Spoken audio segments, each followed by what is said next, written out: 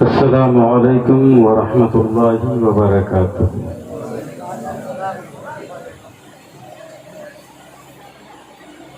الحمد للہ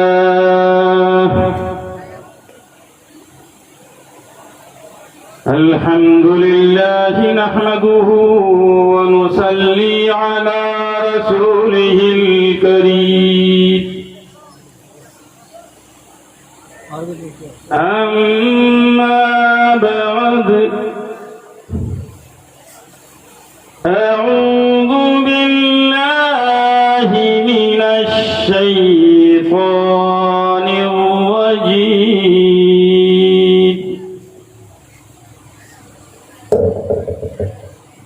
بسم الله الرحمن الرحيم،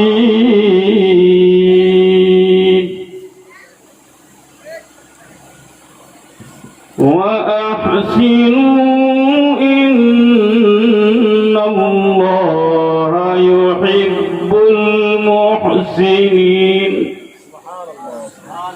صدق الله العظيم، وصدق رسوله النبي الأمين الكريم، ونحن على ذلك لمن الشاهدين والشاكرين، وأفوض أمري إلى الله،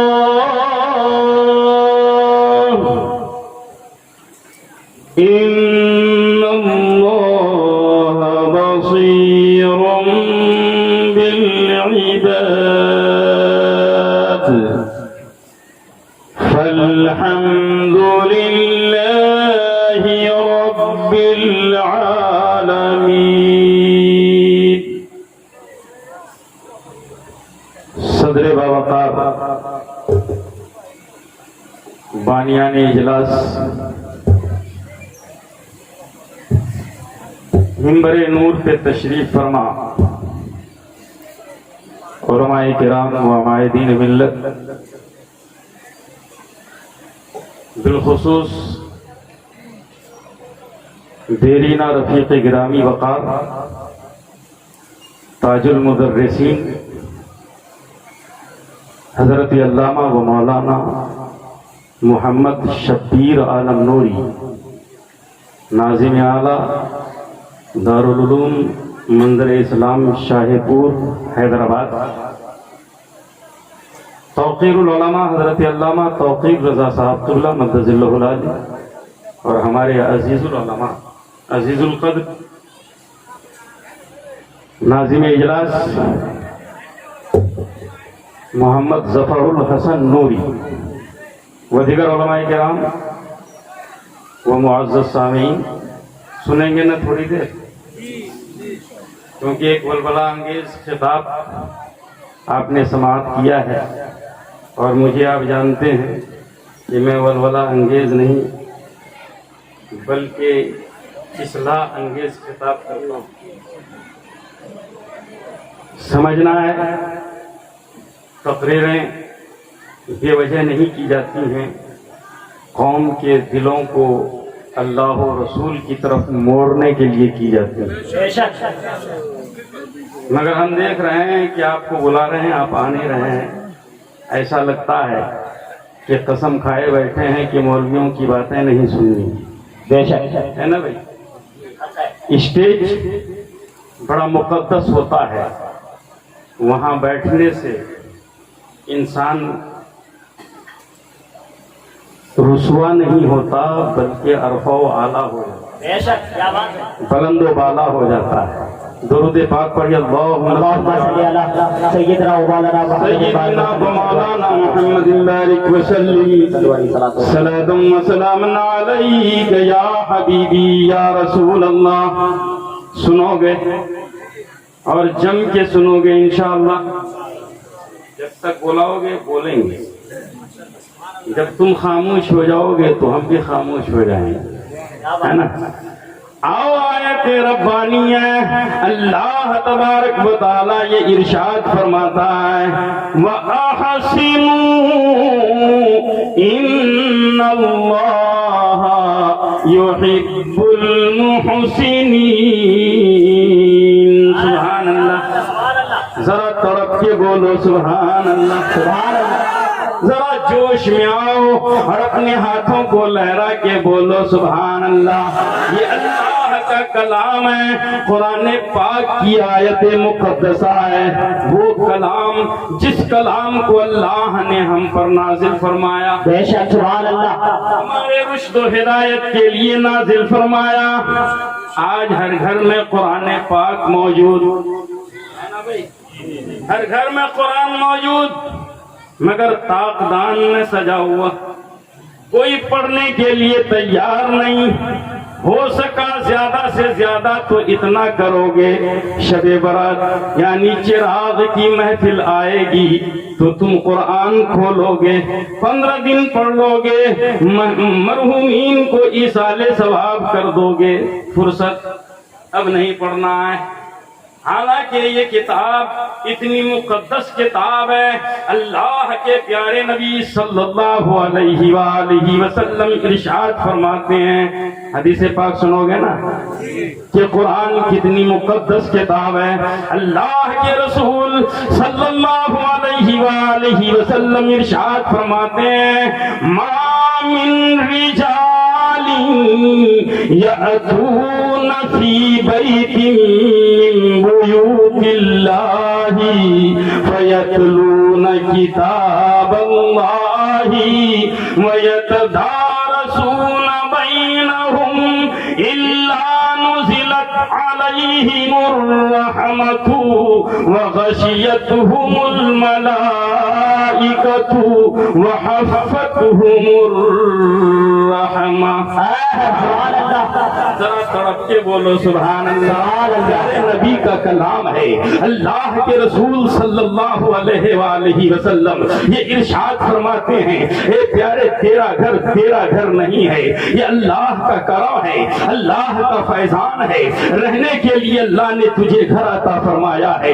इस घर को तू अपनी हिफाजत में लेकर जी नहीं सकता है। आफतें आएंगी तेरे घर को उड़ा ले जाएंगी, ये आंधियां आएंगी तेरे घरों की छतों को उड़ा ले जाएंगी, ये तूफान उठेंगे तेरे घरों को तबाह बर्बाद कर देंगे।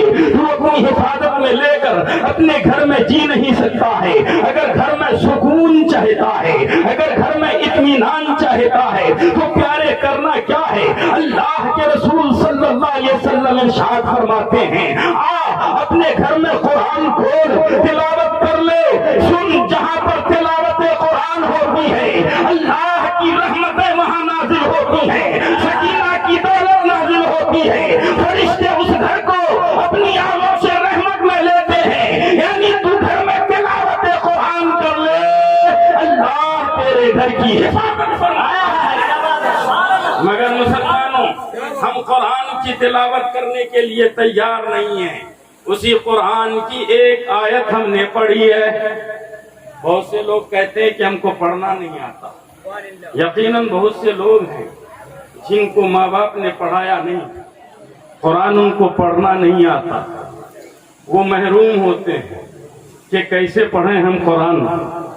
अगर आपको कुरान से मोहब्बत है, अपनी आंखों में आंसू लाओ, उस किताब को खोलो, उसके सत्रों पे अपनी उंगलियां फिराओ। पढ़ना नहीं भी आता है तो पढ़ने का सवाब मिलेगा।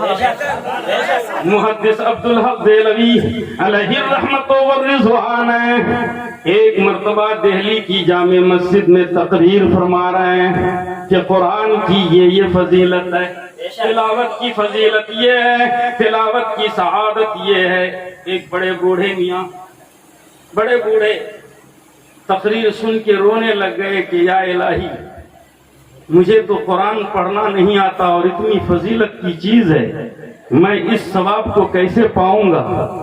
तकरीर खत्म हुई, मुहद्दिस अब्दुल हक देहलवी की खिदमत में बूढ़े मियाँ आए। عرض کرنے لگے حضور مجھے قرآن پڑھنا نہیں آتا، میں جاہل آدمی ہوں، مجھے عربی خوانی نہیں آتی، عبارت خوانی نہیں آتی۔ تو حضور محدث عبدالحق دہلوی نے ان کی آنکھوں میں آنسو دیکھا اور دل کی تڑپ کو دیکھا اور یہ ارشاد فرمایا کہ ایک پیارے تو گھر میں وضو کر مصلی بچھا، قرآن کو کھول، اس کی سطروں پہ اپنی انگلیاں پھرا دے، اللہ اللہ کر، اللہ تلاوت قرآن کا ثواب تجھ کو عطا فرمائے گا، اس کا فیضان عطا فرمائے گا۔ وہ بوڑھے میاں اٹھے، اپنے گھر کو گئے اور وضو کیا، مصلی بچھایا، قرآن کھولا، اس کی سطروں پہ انگلیاں پھرانے لگا، آنکھوں میں آنسو ہیں اور زبان پہ اللہ اللہ ہے۔ یا الہی پڑھنا تو آتا نہیں ہے مگر تیرے محدث نے طریقہ بتایا ہے، اسی طریقے پر میں قرآن پڑھ رہا ہوں، میرے اس پڑھنے کو قبول کر لے، قرآن کی تلاوت کا ثواب عطا فرما دے۔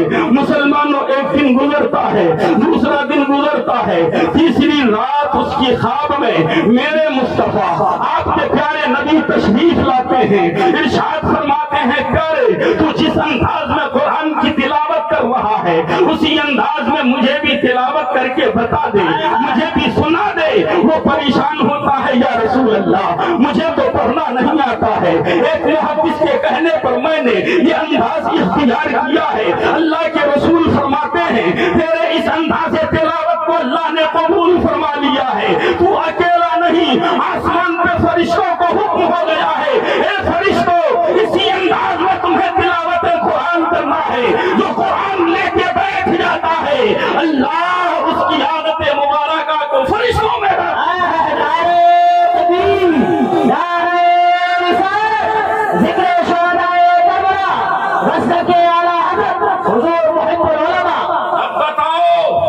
نہ پڑھنے کا بہانہ کیا تلاشو گے؟ تمہارے لیے سہولت تو دی گئی ہے، اگر پڑھنا نہیں آتا تو قرآن کم سے کم کھولو، کھول کر اس کی سطروں پہ انگلیاں پھراؤ، نصیبہ جاگے گا، قسمت بلند ہوگی تو اللہ کے رسول خواب میں تشریف لائیں گے، تمہاری نوٹنکی کو عبادت بنا دیا جائے گا، تمہارے اس انداز کو اللہ قبول فرما لے گا۔ مسلمانوں سنو، وہ رات کو خواب میں دیکھ رہے ہیں، مصطفیٰ جان رحمت تشریف لے آئے ہوئے ہیں۔ مسلمانوں اللہ کے رسول کی ذات کا یہ عالم ہے، ساری کائنات کے ہر آدمی کی صورت میں شیطان آ سکتا ہے مگر پیارے نبی کا چہرہ اتنا مقدس چہرہ ہے، شیطان وہ روپ دھار نہیں سکتا ہے۔ اگر کسی مومن کے خواب میں آ جائے تو یقیناً سرکار تشریف لاتے ہیں، وہ سرکار ہی ہیں۔ اور پیارے مصطفیٰ صلی اللہ علیہ وآلہ وسلم نے یہ ارشاد فرمایا ہے من رآنی فقد رأى الحق۔ سبحان اللہ، ذرا تڑپ کے بولو سبحان اللہ۔ تمہارے دل میں تمنا ہوگی مصطفیٰ جان رحمت کا دیدار ہو جائے، تمہارے دل میں ارادہ ہوگا ہم اپنے نبی کا دیدار کر لے ویں، تمہارے دل میں آرزو ہوگی مدینے والے کا گنبد خضرا نظر آ جائے۔ اسی ارادے کی تکمیل کے جذبے کے تحت ہی آدمی نہ پیسہ دیکھتا ہے، نہ تکلیفیں دیکھتا ہے، نہ تجارت دیکھتا ہے، نہ وہ اپنے ضروریات کو دیکھتا ہے، تمام چیزوں کو چھوڑ کے نکل پڑتا ہے، مدینے میں حاضری دیتا ہے۔ اے دیوانے تو کیوں جانا چاہتا ہے؟ وجہ کیا ہے؟ حج بیت اللہ کے لیے نکل رہے ہو، عمرہ کے لیے نکل رہے ہو، نکلنے والا یہ کہتا ہے سارا جہان ایک طرف ہے، میرے رسول اللہ کا دیار ایک طرف ہے، جان چلی جائے جائے، مال چلا جائے جائے، مگر رسول اللہ کے دیار کا دیدار ہو جائے، گنبد خضرا کا دیدار ہو جائے۔ مسلمانوں گنبد خضرا کے دیدار کے لیے نہ مال کی پرواہ ہے، نہ جان کی پرواہ ہے، نہ اپنے احباب کی پرواہ ہے، نہ اپنے گھر والوں کی پرواہ ہے، دیوانہ نکلا ہے رسول اللہ کے گنبد خضرا کا دیدار کرنا ہے۔ کتنا نصیبوں والا ہوگا جس کو سرکار نظر آئے۔ ہر انسان اپنے رب کو دیکھنا چاہتا ہے، یا الہی تو نے پیدا کیا اپنا جلوہ دکھا دے۔ مصطفیٰ فرماتے ہیں کہ سن تو اللہ کو دیکھ نہیں سکتا، مجھے دیکھ لے تجھے اللہ نظر آ جائے۔ سبحان اللہ۔ آپ کی تمنا ہے کہ سرکار نظر آویں، ہمارے نبی خواب ہی میں صحیح دیدار فرما دے وے تمنا ہے نا بھائی. ہر ایک کے دل میں، جس کے دل میں تمنا نہیں ہے وہ ویرانہ ہے، وہ سنسان آبادی ہے جہاں پر کوئی فیض نہیں ہے. اللہ کے رسول کے دیدار کی تمنا ہر ایک دل میں ہے، اس کی آرزو ہر دل میں بستی ہے. اسی لیے کسی شاعر نے کیا خوب کہا ہے، سنا ہے آپ ہر عاشق کے گھر میں تشریف لاتے ہیں، میرے گھر میں بھی ہو جائے چراغاں یا رسول اللہ، یا رسول اللہ آپ کا دیدار ہو جائے. محدث عبدالحق دہلوی علیہ الرحمت والرضوان نے رسول اللہ کے دیدار کا ایک طریقہ بتایا. قرآن سے محبت کرو، اس کی تلاوت کرو. اگر روزانہ تلاوت کرو گے اللہ کے رسول کا فیضان ہوگا، اس کا دیدار حاصل ہوگا. ایک بوڑھا انسان ہے، جاہل ہے، پڑھنا نہیں آتا ہے، انگلیاں پھراتا ہے قرآن کی سطروں پہ، اور رسول اللہ اس کے خواب میں تشریف لاتے ہیں. بات آئی چلی گئی، مگر صبح کی سفیدی جب نمودار ہوتی ہے، محدث عبدالحق دہلوی اپنے گھر سے چلتے ہیں، اس بوڑھے کے دروازے پہ پہنچ جاتے ہیں، دستک دیتے ہیں. بوڑھا سامنے آتا ہے، وہ حیرت میں پڑ جاتا ہے، استعجاب میں آ جاتا ہے، حضور آپ کیسے آ گئے؟ آپ کو میرے گھر کا پتہ نہیں معلوم؟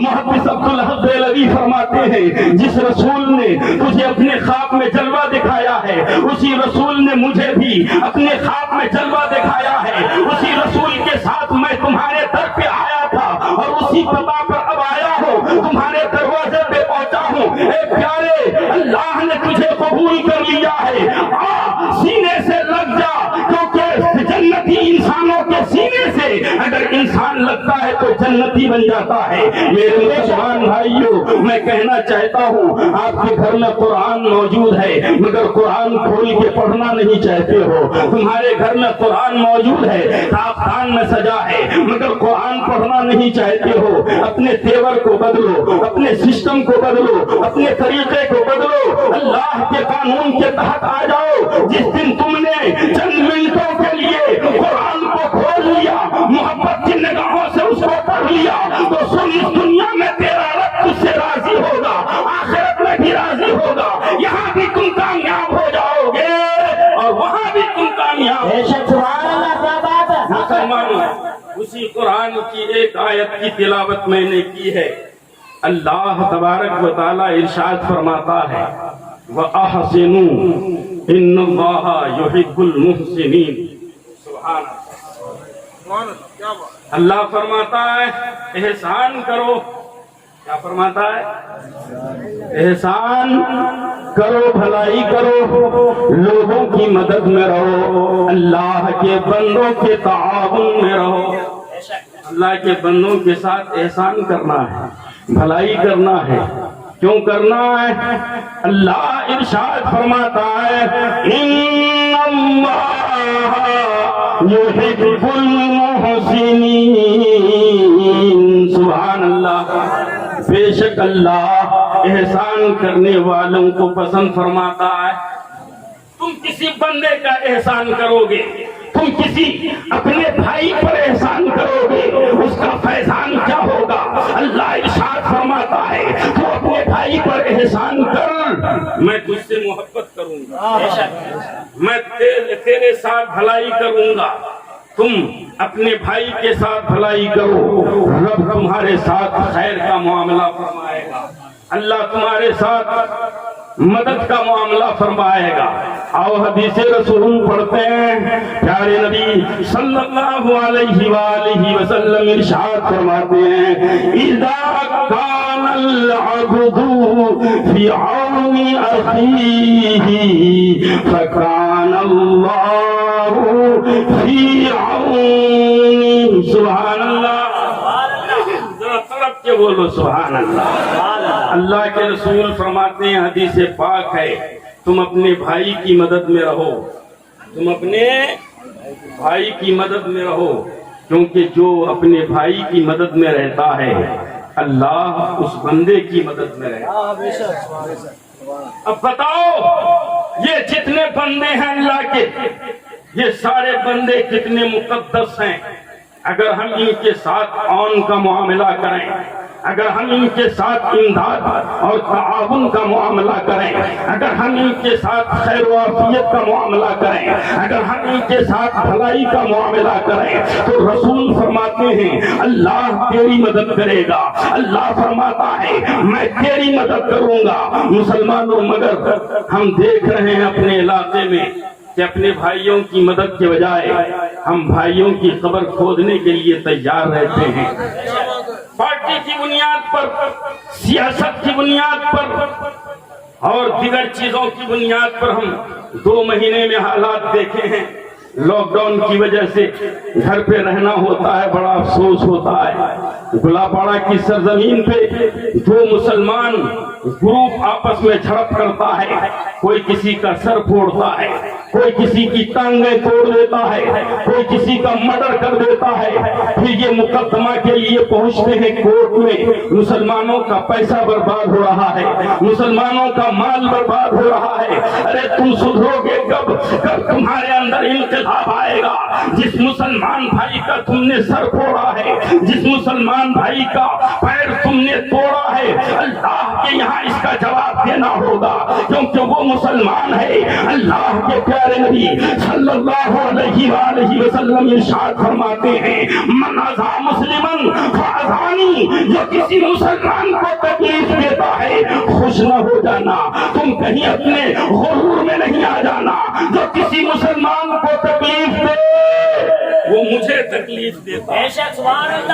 بڑا غور کرو، جو کسی مسلمان کو تکلیف دے وہ مجھے تکلیف دیتا ہے. یہ کون کہہ رہے ہیں؟ تمہارے نبی فرما رہے ہیں، تمہارے رسول فرما رہے ہیں، جن کے نام پر تم اپنی جان قربان کرنے کے لیے تیار ہو. ارے کسی لیڈر کی بنیاد پر، کسی سیاسی پارٹی کی بنیاد پر تم جنت میں جانے والے نہیں ہو. ایک بھائی کی مدد میں رہنے سے جنت میں جانے والے ہو. کیا وجہ ہے؟ دنیا تمہارے دل میں اتنی بسی ہوئی ہے کہ تم آپس میں ایک دوسرے کے نہ جان کے طرفے ہو گئے ہو.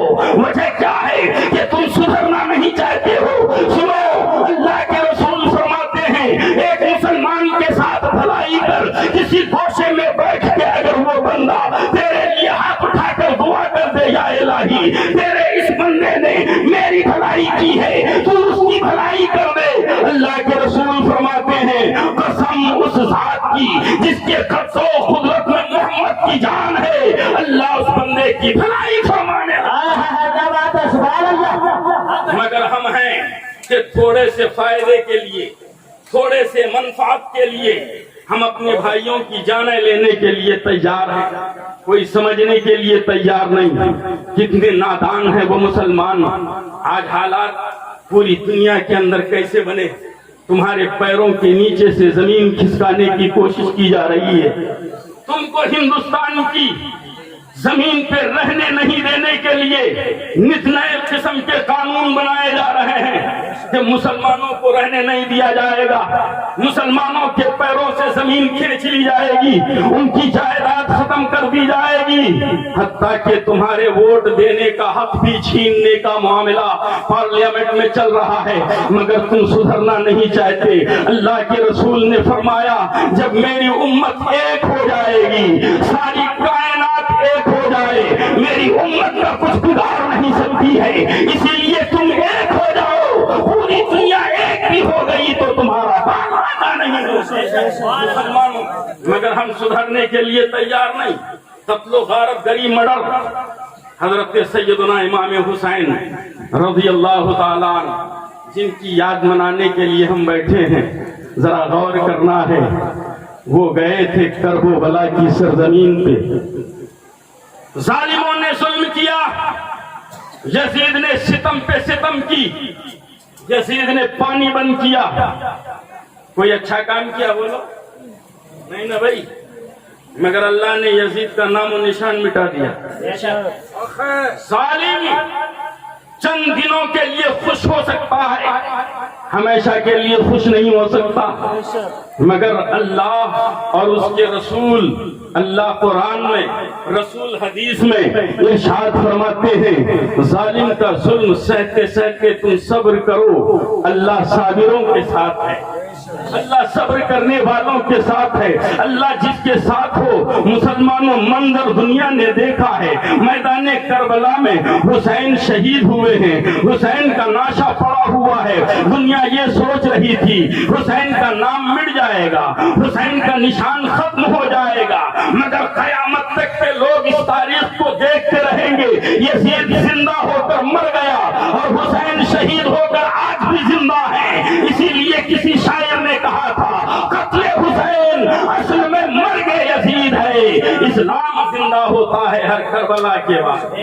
مسلمانوں، اس لیے صبر کا دامن تھامنا ہے، آپ کو اللہ و رسول کے فرمان پر عمل کرنا ہے، آپسی محبتوں کو پھیلاؤ، ایک دوسرے سے مسکرا کر بات کرو، ایک دوسرے سے عزت کے ساتھ بات کرو۔ جس دن تم کسی مسلمان کو دیکھ کر مسکرا کے استقبال کر لو گے، اللہ تجھ کو کامیابی عطا فرما دے گا۔ بخاری اٹھاؤ، مصطفیٰ جان رحمت صلی اللہ علیہ وسلم ارشاد فرماتے ہیں ایک مسلمان جب کسی مسلمان سے مسکرا کر ملتا ہے تو جب تک دونوں ملے رہتے ہیں اللہ کی رحمت نازل ہوتی ہے، اور جب دونوں جدا ہوتے ہیں تو مصطفیٰ جان رحمت ارشاد فرماتے ہیں خندہ پیشانی سے ملنے والے جدا ہونے سے پہلے بخش دیے جاتے ہیں۔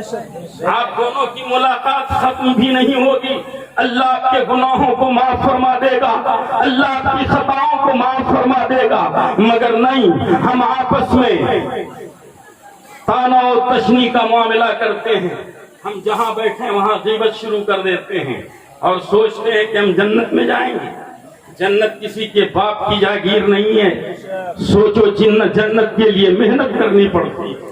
اللہ کے رسول نے ایک امت ترتیب دی ایسی جس امت کے درمیان محبت ہو، امت کے لوگ آپس میں محبت سے پیش آئیں۔ اللہ کے رسول صلی اللہ علیہ وآلہ وسلم ارشاد فرماتے ہیں اذا المسلم یحب المسلم فیحبہم اللہ۔ سبحان اللہ۔ سرکار فرماتے ہیں جب ایک مسلمان دوسرے مسلمان سے محبت کرتا ہے تو اللہ ان دونوں مسلمان سے محبت فرماتا ہے۔ تم مجھ سے محبت کرتے ہو، میں تم سے محبت کرتا ہوں، دونوں کی محبتیں ختم نہیں ہوتی کہ اللہ کی محبت نازل ہونے لگتی ہے، اللہ کی رحمت نازل ہونے لگتی ہے۔ مسلمانوں ذرا غور کرنا ہے، تمہارا بھائی تیری بخشش کا ذریعہ ہے، تیری بہن تیری بخشش کا ذریعہ ہے، تیری بیوی تیری مغفرت کا ذریعہ ہے۔ آپس میں محبت سے رہو، ایک دوسرے کو گالی گلوچ نہ کرو، ایک دوسرے کے خلاف فتنہ سازی نہ کرو۔ اللہ کے رسول فرماتے ہیں تم یہاں بھی کامیاب ہو جاؤ گے اور آخرت میں بھی کامیاب ہو جاؤ گے۔ آپ کو سننا ہے اور میری تیکھی تقریروں سے سبق حاصل کرنا ہے۔ میں تیکھے انداز میں اور جارحانہ انداز میں اس لیے بولتا ہوں کیونکہ میں آپ کا اپنا ہوں، چاہتا ہوں کہ آپ کے اندر سدھار پیدا ہو، آپ کے اندر انقلاب پیدا ہو، آپ کے اندر صالحیت پیدا ہو۔ ہم امام حسین کے ماننے والے ہیں، بڑا ناز کرتے ہیں۔ ابھی آپ نے مولانا نے سے سنا کہ امام حسین کا سر کٹ چکا ہے، گردن سے الگ، مگر زبان پہ قرآن کی آیتیں ہیں، ہونٹوں پہ قرآن کی آیتیں ہیں۔ کیا وجہ ہے؟ جس امام کے ہم ماننے والے مرنے کے بعد بھی، قتل ہو جانے کے بعد بھی، شہید ہو جانے کے بعد بھی ان کے ہونٹوں پہ اللہ کا کلام ہے، اللہ کا قرآن ہے، اللہ کی آیتیں ہیں، اور ہم زندہ ہیں مگر آیتوں سے محبت نہیں ہے، ہم قرآن کی تلاوت نہیں کرنا چاہتے ہیں۔ اللہ کے پیارے نبی صلی اللہ علیہ وآلہ وسلم نے ارشاد فرمایا تم اللہ کے گھروں میں سے کسی بھی گھر میں اپنے گھر میں قرآن کو کھولو، تلاوت کرو گے تو کیا ہوگا؟ سرکار فرماتے ہیں نزلت علیہم السکینہ، تم پر سکون کی دولت نازل کر دی جائے گی، تم پر سکون کی دولت نازل کر دی جائے گی۔ مگر ہزار بار سمجھانے کے باوجود جو ہم کہتے ہیں وہ تو سنتے نہیں۔ محرم آیا تو ڈھول لے کے نکل جاتے ہیں، لے کے نکلتے ہیں نا بھائی، ڈھول بجائیں گے اور تعزیہ بنائیں گے، بولیں گے کہ ہم محرم مناتے ہیں، لا حول ولا قوت الا باللہ۔ ارے امام حسین جس کے خلاف تھے، جانتے ہو ڈھول کس نے بجایا تھا؟ امام حسین کے خیمے میں ڈھول نہیں بجا تھا۔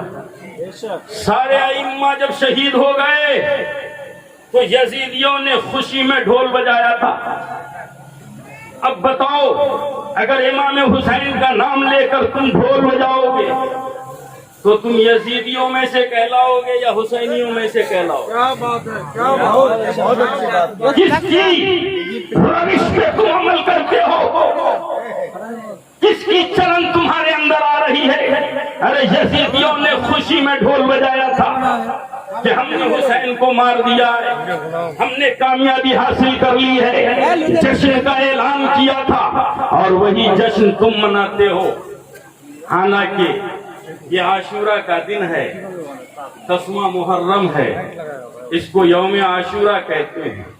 پیارے نبی صلی اللہ علیہ وسلم نے فرمایا یوم عاشورہ کا فیضان پانا ہے تو اس دن روزہ رکھو۔ کیا فرمایا؟ اس دن روزہ رکھو، روزہ رکھو۔ 10واں محرم کو روزہ رکھنا ہے۔ میری مائیں بھی غور سے سنیں، 10واں محرم روزے کا دن ہے، روزہ رکھنا چاہیے۔ اب ایک روزہ رکھنا ہے یا 2 روزہ رکھنا ہے؟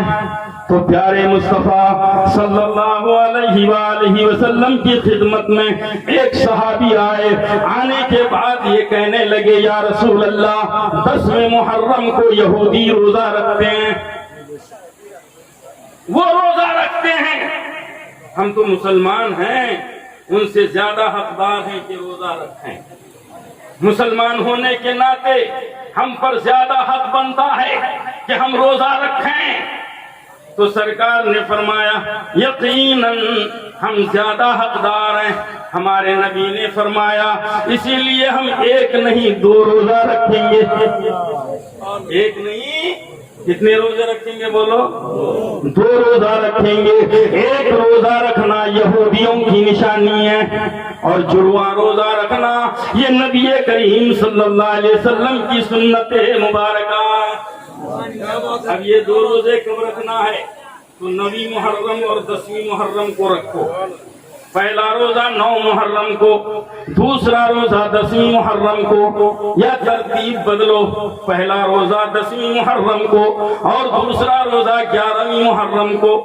اس طرح آپ دونوں روزے لگاتار رکھ سکتے ہیں۔ اللہ کے پیارے نبی صلی اللہ علیہ وآلہ وسلم ارشاد فرماتے ہیں من صام فی عاشورا فیدخلہ اللہ فی الجنہ۔ ذرا طرف کے بولو سبحان اللہ، ذرا مچل کے بولو سبحان اللہ۔ مصطفیٰ جان رحمت صلی اللہ علیہ وآلہ وسلم ارشاد فرماتے ہیں جو عاشورہ کے دن روزہ رکھے گا اللہ اس کو جنت میں داخل فرمائے گا، اللہ اس کو جنت میں داخل فرمائے گا۔ میرے نوجوان بھائیوں، اللہ کے رسول نے تم کو طریقہ دیا ہے، اگر 10ویں محرم کے حقیقت کو معلوم کرنا ہے، اس کا فیضان پانا ہے، اس کی عظمتوں کو معلوم کرنا ہے تو سنو، ڈھول نہیں بجانا ہے، تاشا نہیں بجانا ہے، یزیدیوں کا کردار نہیں نبھانا ہے، تعزیہ نہیں بنانا ہے، بلکہ روزہ رکھنا ہے۔ 2 روزے رکھ لو، روزے ختم نہیں ہوں گے، اللہ تجھے جنت میں داخل فرما دے۔ سبحان اللہ۔ مگر ہم سدھرنے کے لیے تیار نہیں، ہزاروں بار بولنے کے باوجود بھی کان میں روئی ٹھونس کے بیٹھے ہیں یہ لوگ، سننا نہیں چاہتے مولویوں کی بولیوں کو کہ کہہ رہے ہیں ہم اپنے گھر کی بات بتا رہے ہیں، ہم اپنے گھر سے بول رہے ہیں۔ ارے جو تمہارے قرآن میں ہے، جو تمہاری حدیثوں میں ہے، وہ ہماری زبان میں ہے، ہم حدیثیں سناتے ہیں، قرآن پڑھ کر سناتے ہیں، ماننا تمہارا فرض ہے، اس کو تسلیم کرو، جس دن تم مان جاؤ گے اللہ کامیاب کر دے گا۔ سبحان اللہ، بے شک حق ہے۔ بولتے جائیں، چیختے جائیں، کوئی سننے کے لیے تیار نہیں۔ تھوڑی دیر کے لیے سما خراشی، تھوڑی دیر کے لیے جلسہ میں آ کر کے احسان کرتے ہو کہ ہم جلسے میں گئے نیکیاں مل گئی، نہیں، جلسے اس لیے سجائے جاتے ہیں تاکہ آپ کے دل کا جذبہ بیدار ہو جائے۔ سویا ہوا جذبہ اگر زندہ ہو جاتا ہے تو اللہ کے رسول صلی اللہ علیہ وسلم فرماتے ہیں باتیں سن کر سویا ہوا جذبہ اگر بیدار ہو جائے تو اللہ اس دل کو پسند فرما لیتا۔ اس لیے آپ کو اپنے اندر انقلاب پیدا کرنا ہوگا۔ مسلمان آؤ، ہم امام حسین رضی اللہ تعالیٰ عنہ کی یاد منا رہے ہیں، اور امام حسین کا کردار کیا، مقام کیا، تو حدیث رسول پڑھتے ہیں۔ مصطفیٰ جان رحمت صلی اللہ علیہ وآلہ وسلم ارشاد فرماتے ہیں الحسن والحسین سیدا شباب اہل الجنہ۔ سبحان اللہ، سبحان اللہ، بہت رکھ کے بولو سبحان اللہ۔ سبحان اللہ، بے شک۔ کیونکہ میں حدیثیں پڑھتا ہوں اور آپ حدیثیں سنیے، کیونکہ حدیث کے کلمات اتنے مقدس ہوتے ہیں۔ سرکار فرماتے ہیں کہ میری باتیں سن کر جس کا دل خوش ہو جائے وہ جنت میں جائے۔ بے شک۔ عاشق، ایک دیوانے کا تیور یہی ہونا چاہیے کہ ہم اپنے محبوب کا کلام سن رہے ہیں۔ سرکار فرماتے ہیں الحسن والحسین سیدا شباب اہل الجنہ۔ سبحان اللہ۔ سرکار فرماتے ہیں، ہمارے نبی فرماتے ہیں حسن و حسین کو عام آدمی نہ جانو، ہم تو عام آدمی ہیں نا بھائی، مگر حسن و حسین عام آدمی نہیں ہے، بلکہ وہ اہل جنت جوانوں کے سردار ہیں۔ سبحان اللہ۔ جوانوں کے سردار ہیں، یعنی جنت میں جتنے لوگ جائیں گے ان تمام لوگوں کی سرداری اللہ حسن و حسین کو عطا فرمائے۔ سبحان اللہ، بے شک۔ بڑی بات ہے نا بھائی۔ تو جنت میں جو جائے گا ان کی سرداری امام حسن و حسین فرمائیں گے، لیکن جو جنت میں نہیں جائے گا اس کا کیا حال ہوگا بولو؟ جنت میں جانا پہلے ضروری، اس کے بعد امام حسن کی سیادت حاصل ہوگی، امام حسین کی سیادت حاصل ہوگی۔ اب آؤ، جنتی جوانوں کے سردار ہیں وہ۔ بہت سے لوگ پوچھتے ہیں کہ جنتی جوانوں کے سردار ہیں تو جنتی بوڑھوں کا کیا ہوگا؟ کیا بوڑھے جنت میں نہیں جائیں گے؟ تو ایک حدیث سنو، پیارے نبی صلی اللہ علیہ وآلہ وسلم کی خدمت میں ایک بڑھیا آئی، ایک بوڑھی ماں آئی، پوچھنے لگی یا رسول اللہ میں جنت میں جاؤں گی یا نہیں جاؤں گی؟ میں جنت میں جاؤں گی یا نہیں جاؤں گی؟ سمجھ میں آ رہا ہے نا؟ تو سرکار نے فرمایا بوڑھی تو جنت میں نہیں جائے گی، بوڑھی تو جنت میں نہیں جائے گی۔ گڑیا رونے لگی، روتے روتے جانے لگی۔ تو سرکار نے صحابہ سے فرمایا مسکرا کر اس کو بلاؤ۔ گڑیا کو واپس بلایا اور سرکار نے مسکرا کر فرمایا مائی تو ضرور جنت میں جائے گی مگر بوڑھی بن کر نہیں، اللہ تم کو جوانی عطا فرما دے گا۔ یعنی کوئی بوڑھا نہیں ہوگا جوان، کوئی جنت میں کوئی بوڑھا نہیں ہوگا۔ ارے بوڑھاپے میں مرا ضرور ہوگا مگر جنت میں جا کے جوان ہو جائے گا۔ بوڑھی ہو کر کے مرے گی تو مگر جنت میں جاتے ہی جوان ہو جائے گی۔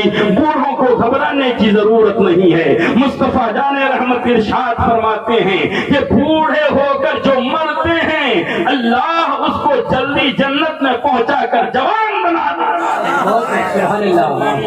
اب بات بوڑھوں کی آئی ہے تو میں کہہ دوں ہمارے ماں باپ بھی بوڑھے ہیں۔ اکثر ہمارے علاقے میں جب ماں باپ بوڑھے ہو جاتے ہیں تو بہویں خدمت کرنا نہیں چاہتی۔ بیٹے ماں باپ بوڑھے ماں باپ کو تڑپتا ہوا چھوڑ دیتے ہیں. مسلمانوں جانتے ہو یہ بوڑھے کیا ہیں؟ تو آؤ حدیث رسول پڑھتے ہیں. اپنے نبی کی بات اگر مانتے ہو تو اس حدیث کو سنو اور عمل کرنے کی کوشش کرو. اللہ کے رسول صلی اللہ علیہ وآلہ وسلم ارشاد فرماتے ہیں فی رضا الشیوخ رضا اللہ فرض اللہ بخدمتہ. سبحان اللہ. اللہ کے رسول صلی اللہ علیہ وآلہ وسلم ارشاد فرماتے ہیں اے میری امت کے لوگوں، اگر تمہارے گھر میں کوئی بوڑھا ہے تو اس سے چڑھنے کی ضرورت نہیں، اس کی بولیوں سے تمہیں نفرت کھانے کی ضرورت نہیں، اس بوڑھے سے دور ہونے کی ضرورت نہیں. تم اس بوڑھے سے قریب ہو جاؤ، اس بوڑھے سے محبت کرو، کیونکہ اللہ نے بوڑھوں کی رضا میں اپنی رضا کو مضمر کر دیا. اگر بیٹا اللہ کو راضی کرنا چاہتا ہے، اگر بہو اپنے رب کو راضی کرنا چاہتی ہے تو اللہ کے رسول نے فرما دیا کچھ کرنے کی ضرورت نہیں، اپنے بوڑھوں کو راضی کر لو، اللہ تم سے راضی ہو جائے. سبحان اللہ. بے شک. مگر آج بوڑھوں کی خدمت نہیں کی جاتی، ان کو تانا کسا جاتا ہے. اس عمر میں خیبہ ساتھ چھوڑ دیتے ہیں، بدن کی طاقت ختم ہو جاتی ہے. اس عمر سے آپ کو بھی گزرنا ہے، سب کو گزرنا ہے. اللہ کے رسول صلی اللہ علیہ وآلہ وسلم نے دیکھا ایک صحابی جوان ہیں حضرت مصعب بن عمیر. کیا نام ہے؟ نام لو صحابیوں کا اپنی زبان سے. مصعب بن عمیر، بڑے ٹھاٹھے مارتا ہوا جوان. سرکار مسجد نبوی سے نکلے، مدینے کی گلی سے گزر رہے ہیں تو دیکھا کہ ایک بوڑھا حضرت ابو امامہ باہلی رضی اللہ تعالیٰ عنہ ادھر سے گزر رہے ہیں، راستہ کراس کرنا چاہتے ہیں، مگر بوڑھا آدمی اس پار سے اس پار آنے کے لیے ڈر رہے ہیں، کہیں کوئی آ نہ جائے ٹکر نہ مار دے. آج بھی ہوتا ہے نا بھائی، آج تو اور زیادہ ہوتا ہے، روڈ کراس کرنا ہی مشکل ہے. تو اس دور میں مصعب بن عمیر نے اس بوڑھے کا ہاتھ پکڑا اور اس کو راستہ پار کر دیا. اللہ کے رسول نے دیکھا، ارشاد فرمایا اے مصعب بن عمیر تم نے ایک بوڑھے کو راستہ پار کرایا ہے، اللہ تجھے آسانی سے صراط مستقیم پہ پار کر دے گا. سبحان اللہ. راستہ آسان فرما دے گا. مسلمانوں چاہے بوڑھا ہو چاہے بوڑھی ہو، اگر تم اس کی خدمت کرتے ہو تو خدمت رائے گا نہیں جاتی، بیکار نہیں جاتی. قدم قدم پہ اللہ تمہارے لیے نیکیاں لکھتا ہے، تم سے راضی ہو جاتا ہے. اس لیے بوڑھوں کی خدمت کرنا ہے. پیارے نبی صلی اللہ علیہ وآلہ وسلم نے بوڑھوں کے لیے بڑی دعا فرمائی. ایک صحابی ہیں، ان کی داڑھی سفید ہو گئی. کیا ہو گئی تھی بولو؟ جیسے ہماری پک گئی، سفید ہو گئی. تو سرکار نے فرمایا صحابہ سے کہ اس سفید داڑھی والے بوڑھے سے دعائیں لو. سبحان اللہ. کیا فرمایا؟ اس سفید داڑھی والے بوڑھے سے دعائیں لو، کیونکہ اللہ سفید داڑھی والوں کی دعاؤں کو قبول فرماتا ہے. بے شک. سبحان اللہ. اب بتاؤ اپنے نبی کی تعلیمات پر عمل کرو گے یا نہیں کرو گے؟ اللہ کے رسول صلی اللہ علیہ وسلم نے بوڑھوں کو تمہارے لیے نعمت بنا دیا ہے. امام حسین رضی اللہ تعالیٰ عنہ جنتی جوانوں کے سردار ہیں. بوڑھا کوئی بھی جنت میں بوڑھا نہیں ہوگا، ہر بوڑھا جوان بنا دیا جائے گا، اور اس جوان کے سردار ہوں گے حضرت حسنین کریمین. حضرت حسنین کریمین ان کی سیادت کریں گے. مسلمانوں اس لیے حسنین کریمین سے یہاں محبت کرنا ہے آپ دیکھو جو یہاں پر سردار مانے گا، جو ان کو سید مانے گا، کیونکہ وہ جنت میں سردار ہوں گے، مگر اس کا مظاہرہ دنیا میں ہونا ہوگا۔ دیکھتے ہیں کون حسین کو سردار مانتا ہے، کون حسین کو سردار نہیں مانتا ہے۔ جو حسین کو یہاں سردار مانتا ہے، اللہ اس کو جنت میں بھی ان کی سرداری عطا فرمائے۔ اس لیے حسنین کریمین سے محبت کرنا ہے، حسن و حسین سے اپنے آپ کو لگاؤ پیدا کرنا ہے، حسنین کی ذات سے آپ رابطہ پیدا کرنا ہے، ایک تعلق پیدا کرنا ہے۔ کتنے پیارے تھے حسن و حسین، ذرا دیکھیں، ہمارے پیارے نبی کے نواسے ہیں۔ نواسے سے ہر ایک کو محبت ہوتی ہے نا بھائی؟ میں سمجھتا ہوں پوتا سے زیادہ نواسے سے محبت ہوتی ہے۔ جو لوگ نانا بنے، ہم تو بنے نہیں ہیں، مگر جو لوگ نانا بنے ہیں جیسے عبد القادر بھائی ہیں، ان کو ضرور آئیڈیا ہوگا کہ نواسے سے محبت ہوتی ہے نا۔ ہمارے نبی کو بھی نواسے سے بڑا پیار۔ جب حسن و حسین آتے تھے تو دنیا والے بچوں سے محبت کرتے ہیں تو کیا کرتے ہیں؟ گود میں لیتے ہیں، گود میں لے کے اس کے گال کو بوسہ دیں گے، اس کے ہونٹوں کو چومیں گے، یہی نہ کریں گے؟ مگر ہمارے پیارے نبی بوسہ نہیں دیتے تھے، حسنین کریمین کو گود میں لے کر کے ان کی زلفوں کو سونگھتے تھے، ان کے بالوں کو سونگھتے تھے، ان کے گالوں کو سونگھتے تھے، ان کے ہونٹوں کو سونگھتے تھے۔ سونگنا سمجھتے ہو نا بھائی؟ سونگھتے تھے۔ صحابہ نے دیکھا، عرض کیا یا رسول اللہ، یہ پیار کا انداز بڑا نرالا ہے، بچوں سے پیار کیا جاتا ہے تو گالوں کو چوما جاتا ہے، ان کے ہونٹوں کو بوسہ دیا جاتا ہے، ان کے زلفوں کو بوسہ دیا جاتا ہے۔ آج تک ہم نے کسی کو نہیں دیکھا جو پیار جتانے کے لیے بالوں کو سونگھا ہوگا، گالوں کو سونگھا ہوگا۔ مسلمانوں آؤ، مصطفیٰ جان رحمت ارشاد فرماتے ہیں، تمہارے بیٹے ہیں مگر میرے نواسے ہیں۔ ارشاد فرماتے ہیں، ہم ریحان فی الدنیا والآخرہ۔ سبحان اللہ، کے بولو سبحان اللہ، کے بولو سبحان اللہ۔ اللہ کے پیارے نبی صلی اللہ علیہ وآلہ وسلم ارشاد فرماتے ہیں، تیرا بیٹا صرف بیٹا ہے، تیری بیٹی صرف تیری بیٹی ہے، تیرا نواسا صرف تیرا نواسا ہے، مگر میرا نواسا صرف میرا نواسا نہیں، بلکہ دنیا میں یہ دونوں میرے لیے دو پھول ہیں۔ یہ دونوں میرے لیے دنیا میں دو پھول ہیں۔ ہمارے نبی صلی اللہ علیہ وسلم نے فرمایا، یہ دونوں میرے لیے دنیا میں دو پھول ہیں، اور پھول کو سونگھا جاتا ہے۔ پھول کو کیا کرتے ہو؟ سونگتے ہو نا؟ سونگنے سے فائدہ کیا ہوتا ہے؟ دماغ معطر ہو جاتا ہے، دل روشن ہو جاتا ہے، سکون ملتا ہے، تازگی ملتی ہے۔ اللہ کے رسول نے گویا فرما دیا، حسن و حسین میرے دو پھول ہیں، جب سونگھتا ہوں تو میرا دماغ معطر ہو جاتا ہے، میرا دل روشن ہو جاتا ہے، میں سکون پاتا ہوں۔ وجہ تسکین قلب رسول ذات حسنین کا بوسہ ہے۔ حسنین یہ دو پھول ہیں۔ میرے نبی نے فرمایا، سرکار علم غیب والے ہیں، جانتے ہیں۔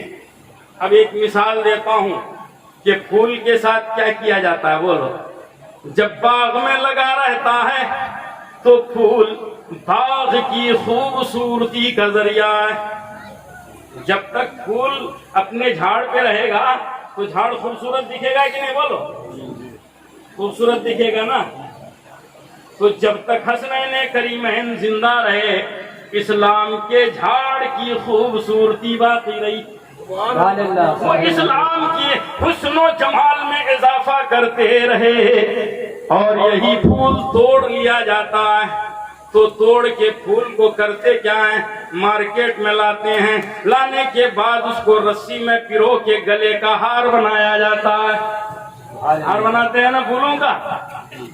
اب آؤ، سرکار جانتے تھے کہ ایک دن آئے گا، میرے گلشن کے اس دو پھول کو توڑ کر شہادت کی لڑی میں پرو کر اسلام کے گردن پہ ڈال کے اسلام کی عزت بڑھا دی ہے. سبحان اللہ. اسلام کے گردن پہ ڈال کے اسلام کی عزت بڑھا دی جائے گی. مسلمانوں جب تک زندہ رہے وہ اسلام کی شان بنے رہے، اور جب شہید ہو گئے گلشن مصطفیٰ کے اس دو پھول کو جب شہید کر دیا گیا، کاٹا گیا، شہادت کی لڑی میں پرو کر ان دونوں کو اسلام کے گلے میں ڈال دیا گیا، تو شاعر پکارا قتل حسین اسلم میں مر کے یزید ہے، اسلام زندہ ہوتا ہے ہر کربلا کے بعد. آپ سمجھو گویا میرے پیارے نبی نے اپنے جیتے جی یہ فرما دیا پھول کہہ کر کہ ایک دن یہ دونوں پھول توڑے جائیں گے، ایک دن یہ دونوں پھول توڑ دیے جائیں گے، مگر توڑنے کے بعد بھی اسلام کی عزت کا ذریعہ بن جائیں گے، مذہب کے وقار کا سبب بن جائیں گے. مسلمانوں حسنین کریمین اسی سبب اسلام کی روشنی کے سبب ہیں، اسلام کی شان اور اس کی بقا کا ذریعہ ہیں.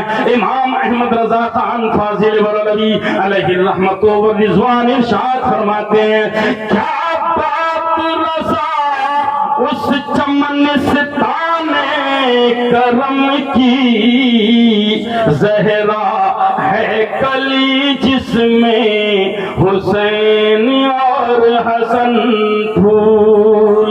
یعنی اے لوگو مصطفیٰ جان رحمت کا گلشن نبوت ہے، اس گلشن نبوت کے دو پھول حسن و حسین ہیں. مصطفیٰ فرماتے ہیں یہ دنیا میں بھی میرے لیے راحت کا ذریعہ ہے، آخرت میں بھی میرے لیے راحت کا ذریعہ ہے. ارشاد فرماتے ہیں من احب حسنا وحسینا فاحبنی ومن احبنی فیحبہ اللہ.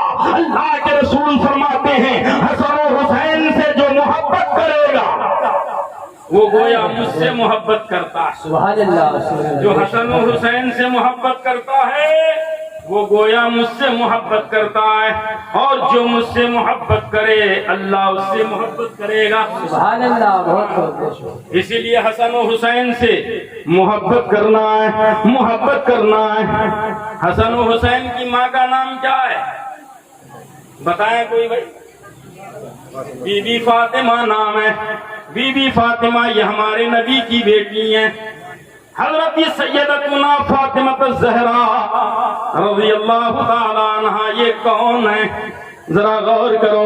مصطفیٰ جان رحمت صلی اللہ علیہ وآلہ وسلم ارشاد فرماتے ہیں فاطمہ تو بضعۃ منی. سبحان اللہ. رسول فرماتے ہیں فاطمہ میری بیٹی ہے، میرے بدن کا ایک ٹکڑا ہے. سبحان اللہ. فاطمہ کیا ہے؟ یہ میری بیٹی ہے، یہ میرے بدن کا ایک ٹکڑا ہے. اللہ کے رسول فرماتے ہیں فاطمہ تو میرے بدن کا ایک ٹکڑا ہے، تجھے تکلیف جو دے گا وہ مجھے تکلیف دے گا. سبحان اللہ. سرکار فرماتے ہیں اے فاطمہ اللہ نے تجھے پیدا کیا ہے کیونکہ میری امت کی خواتین کو ایک نمونہ اور آئیڈیل ملنا ہے. فاطمہ تمام امت کی خواتین ہماری ماں اور بہنوں کے لیے نمونہ ہے. فاطمہ کیا ہے؟ آئیڈیل ہیں آپ کے لیے، ہماری ماں کے لیے، ہماری بہنوں کے لیے ایک نمونہ ہے جس کو دیکھ دیکھ کر کے ہماری خواتین کو سبق حاصل کرنا چاہیے، ہماری خواتین کو درس حاصل کرنا چاہیے. میری ماں میں فاطمہ کا ایک کردار بتاؤں، ذرا غور سے سنیے گا. حضرت فاطمہ فرماتی ہیں جب میں مر جاؤں تو میرا لاشا رات کے سمے نکالنا، میرا جنازہ رات کے اندھیرے میں نکالنا. لوگوں نے پوچھا کیا ماجرا ہے، کیا وجہ ہے؟ میری ماں غور سے سنو. حضرت فاطمہ فرماتی ہیں کبھی سورج کی شعاؤں نے میرے بالوں کا چہرہ نہیں دیکھا. سورج نے کبھی میری بالوں کی جھلک نہیں دیکھی. میری ماں، اگر تم فاطمہ کی کنیز ہو، اگر تم فاطمہ کو اپنا آئیڈیل مانتے ہو تو فاطمہ کا پردہ دیکھو، فاطمہ کا جذبہ دیکھو. فرماتی ہیں کہ سورج کی دھوپ نے کبھی میرے بالوں کو نہیں دیکھا، میرے چہرے کو نہیں دیکھا. اللہ کے رسول صلی اللہ علیہ وسلم نے فرمایا اے فاطمہ، جو تیرے کردار پہ عمل کر لے وہ تیرے ساتھ جنت میں ہوگی، جو میرے کردار پہ عمل کر لے وہ میرے ساتھ جنت میں ہوگا. حضرت فاطمہ الزہرا نے فرمایا کہ میرا جنازہ رات کو اٹھاؤ. کیوں؟ تاکہ کفن میں لپٹی ہوئی لاش کا اونچ نیچ نشیب و فراز کسی کو نظر نہ آئے. اتنا پردہ. ہم جس نبی کے امتی ہیں، ہم جس نبی کے غلام ہیں، اس کی بیٹی کے پردے کا یہ عالم ہے. مگر ہمارے پردے کا کیا عالم ہے؟ ہمارے گھر کی خواتین پردے میں رہنا پسند، ہمارے گھر کی عورتیں بے پردہ ہو کر جینا چاہتی ہیں. آج ہمارے سماج میں ہم نوجوان لڑکیوں کو دیکھ رہے ہیں، پائجامہ اتنا شارٹ جس کو شلوار کہتے ہیں، پیر گھسانا مشکل، اس میں پتلا کپڑا، پورا حصہ دکھ رہا ہے. اس کو کچھ بولتے ہیں لوگ، پتہ نہیں کون سا پائجامہ ہے وہ، اللہ ہی بہتر جانے. بدن سے چپک جاتا ہے، ایسا لگتا ہے کہ چمڑا ہے وہ. اتنا شارٹ پائجامہ پہن کر ہماری بہنیں کیا کہنا چاہتی ہیں؟ کیوں تم آزاد ہو رہی ہو؟ کیوں تمہارے اندر ننگا پن آ رہا ہے؟ تمہاری غیرت کہاں مر گئی؟ کیوں تم بے حیا ہوتے جا رہے ہو؟ اسلام تم کو پردہ سکھاتا ہے. ڈھیلا ڈھالا کپڑا پہنو تاکہ تمہارے بدن کا نشیب، تمہارے بدن کا فراز کسی کو نظر نہ آئے، کیونکہ اللہ نے تمہیں جنتی خاتون بنا کے پیش کیا. اپنے وقار کو سمجھو، اپنی اوقات کو سمجھو. وہ عورت ملعون ہے جو بے پردہ ہوتی ہے. اللہ کے رسول نے فرمایا کپڑا پہن کر ننگا نظر آنے والا دور آئے گا، وہ قیامت کا دور آئے گا. قرب قیامت میں لوگ کپڑا پہنیں گے مگر وہ ننگے نظر آئے گا. قیامت کے قریب میں قیامت کی نشانیوں میں سے بتایا سرکار نے. قیامت کی نشانی کیا ہے؟ آدمی کپڑا پہنے گا مگر ننگا نظر آئے. آج ہم دیکھ رہے ہیں ہمارے کچھ نوجوان بچوں کو وہ کون سا جینس پینٹ ہوتا ہے، اتنا شارٹ، اللہ بچائے. یہاں تک نماز پڑھنے کے لیے جھکے گا تو پورا ننگا دکھے گا، ہے نا بھائی؟ وہ نماز نہیں پڑھ سکتا، اتنا شارٹ ہے. پیشاب پاخانہ کے لیے بیٹھ نہیں سکتا. ہماری ماں اور بہنیں بالکل پتلا کپڑا پہنتی ہیں، اس کے بدن کا رنگ باہر جھلکتا ہے. اللہ کے رسول نے فرمایا ایسی عورتیں لعنتی ہیں. یہ قیامت کی نشانی ہے. جو قیامت کو کھینچ کر اپنے قریب لانا چاہتی ہو، پردہ کرو، دنیا میں سہولتیں حاصل ہوں گی. حضرت فاطمہ الزہرا بڑی پردہ دار خاتون ہیں اور بڑی پیاری خاتون ہیں. آپ دیکھیں حسن و حسین ایک دن بیمار ہو گئے، دونوں بھائی بیمار، بخار آ گیا. حضرت علی کے گھر میں حضرت علی ہیں اور حضرت فاطمہ ہیں، حضرت امام حسن ہیں، امام حسین ہیں. کتنے ہو گئے؟ 4 لوگ. اور ایک باندی ہے، ایک نوکرانی ہے. اس نوکرانی کا نام کیا بولو؟ فضہ. کیا نام ہے؟ اب حضرت علی کے گھر میں رہنے والے 5 لوگوں کا نام: حضرت علی، حضرت فاطمہ بیوی ہیں، بیٹے امام حسن ہیں، بیٹا امام حسین ہیں، ایک نوکرانی جس کو باندی کہتے ہیں وہ فضہ ہیں، حضرت فضہ رضی اللہ تعالی عنہ.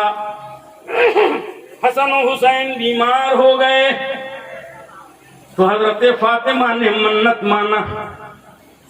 کیا منت مانا؟ ہماری عورتیں بھی منت مانتی ہیں. مور کٹرا ٹھیک ہوں گے بولے ایک گرو دوں ملے ہے نا, یا فلاں مزار میں لے جا کے ہم چادر چڑھا دیں گے.